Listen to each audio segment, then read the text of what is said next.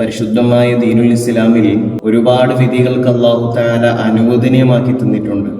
ആ അനുവദനീയമാക്കിയ വസ്തുക്കളിൽ ഒരേ ഒരു വിഷയത്തിന് മാത്രമാണ് അല്ലാഹു തആലാക്ക് വലിയ വെറുപ്പുള്ളത്.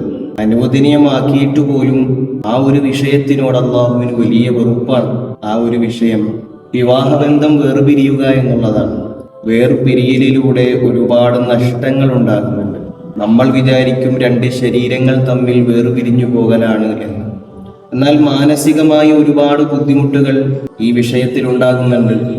നമ്മൾ മനസ്സിലാക്കണം, നമുക്ക് മാത്രമല്ല ഇതിൻ്റെ സൈഡ് എഫക്റ്റ് ഉണ്ടാകുന്നത്.